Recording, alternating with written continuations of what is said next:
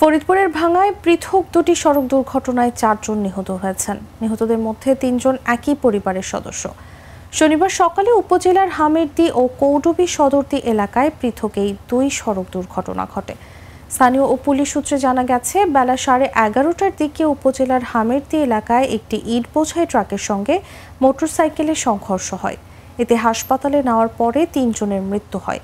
আহত মুরসালিনকে উদ্ধার করে ভাঙ্গা উপজেলা স্বাস্থ্য কমপ্লেক্সে নেওয়ার পরে এবং অপর 2 জনকে ফরিদপুরের বঙ্গবন্ধু শেখ মুজিব মেডিকেল কলেজ হাসপাতালে পাঠানোর পর তাদের মৃত্যু হয়। আজকে সকালে পৃথক দুটি সড়ক দুর্ঘটনায় মোট 4 জন নিহত হয়। এর মধ্যে সকালবেলা অনুমান 8:15টার দিকে ঢাকা বরিশাল মহাসড়কের কৌডুবি সদরদী নামক স্থানে ইজি বাইকের সাথে একটি অজ্ঞাতনামা গাড়ি সংঘর্ষ হলে একজন কলেজ ছাত্রী নিহত হয় এবং অপর একটি ঘটনা অনুমান 11:15টার দিকে ঢাকা ফরিদপুর মহাসড়কের হামিরদী নামক স্থানে একটি দুর্ঘটনা সংঘটিত হয়। উক্ত দুর্ঘটনায় মোটরসাইকেল এবং ট্রাক মুখোমুখি সংঘর্ষ হলে মোটরসাইকেলে থাকা 3 জন আরোহী 3 জনের মৃত্যুবরণ করেন চিকিৎসাধীন অবস্থায়।